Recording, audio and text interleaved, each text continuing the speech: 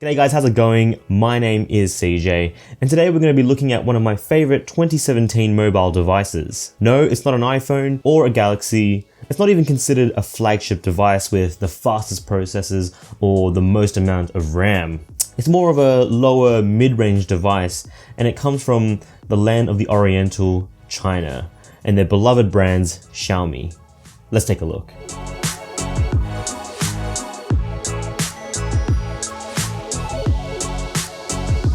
So yes, you heard right, Xiaomi. And the device I'm currently fawning over is the 2017 Mi Max 2, not even the Mi 6. It's a mid-range beast of a phone that won't hurt the bank, costing approximately $299 US and around 375 Australian dollars, depending on the store and various sales that are happening at the time. And what a beast it is, literally. It measures 17.4 centimeters long, 8.87 centimeters wide, and it's only 0.76 centimeters thin.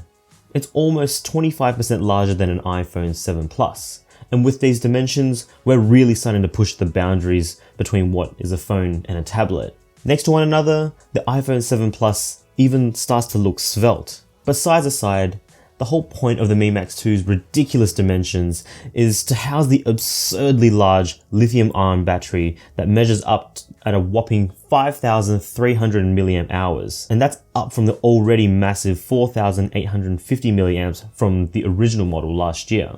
So battery life remains the modern flagship smartphone's Achilles heel, especially considering how much we rely on and use them from day to day. The Mi Max's promised all-day battery life brings us ever closer to the holy grail of the smartphone, and that's using a smartphone without the anxiety drawbacks that modern phones bring. And I can confirm with the Mi Max 2, this phone certainly holds up its end of the bargain. No matter how heavy you use the device, I can confidently say that I was easily hitting up to 12 hours of screen on time, and that's despite my moderate to heavy use from day to day. This is especially amazing when you consider that having screen on time between 5 to 6 hours is considered excellent in most modern flagship phones. So my typical use typically involves waking up at a healthy 7 AM, watching YouTube, making calls, surfing the web, social media, and streaming on 4G pretty consistently throughout the day. And that probably continues up until about 11 o'clock at night. Each time before turning down for bed, the phone consistently showed having about 60 to 65% before plugging it in again to charge, which is done surprisingly for a mid-range device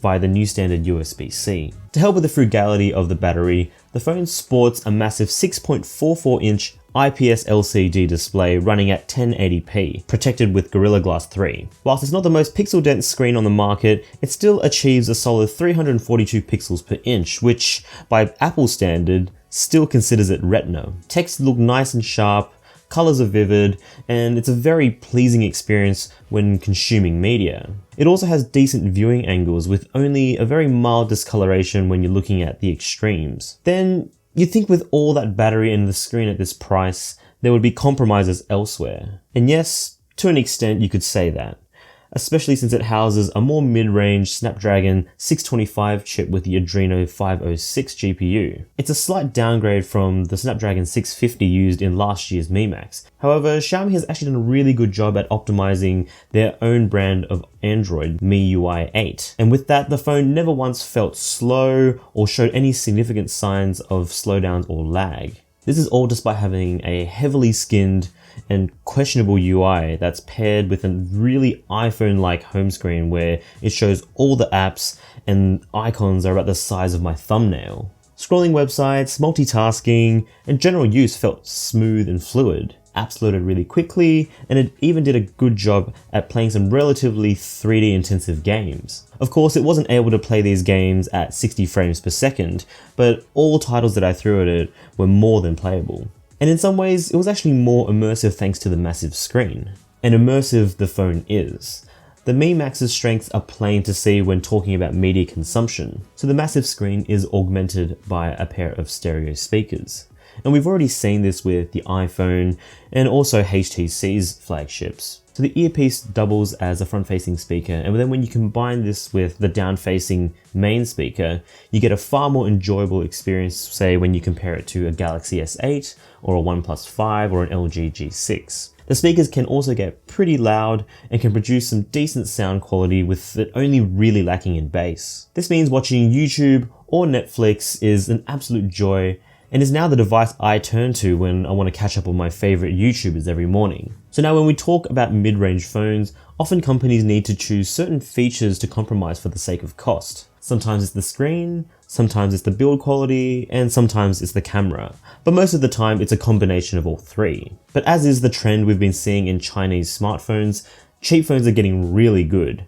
And the camera in the Mi Max 2 isn't much of a compromise either. So Xiaomi, when announcing this phone, bragged about how it sports the same Sony sensor that we've seen in the Mi 6. And overall, it's good, but not great. The rear shooter is a 12 megapixel shooter with an f2.2 lens and phase detection autofocus. It's got all the usual bells and whistles that you'd expect any Android smartphone to have today. And in good light, the Mi Max makes some pretty decent photos that flagships from 2 years or even 1 year ago will be proud of. Where it does fall short and show signs of compromise is in low light photography. It neither sports a fast aperture or optical image stabilization. So what you end up with is you get dark, blurry, and washed out photos when faced with not so great lighting conditions. So it can also take 4K video, which is nice. But as it is with taking photos, it does reasonably well in good lighting, but it falls apart completely in low light. And then finally, for the final few drawbacks. So first off, the phone is dual SIM with micro SD support, but it takes one nano SIM and one micro SIM as well. So if you want to use the micro SD, you're going to have to sacrifice the nano SIM. And what that means is you'll need a micro SIM adapter if you want to use the second slot. Then, because this phone is primarily meant for selected markets, it doesn't support global LTE bands. And for my Australian brethren, it doesn't support band 28. Since I live in Metro Sydney, 4G LTE coverage hasn't really been that big of a problem, but if you live in a more rural area, I wouldn't recommend it outside any major cities unless you're happy with using just 3G internet. Then it also doesn't come with waterproofing, which is a shame, but then it's to be expected given its price point. And before you purchase, take a second to be careful by making sure you end up buying a global version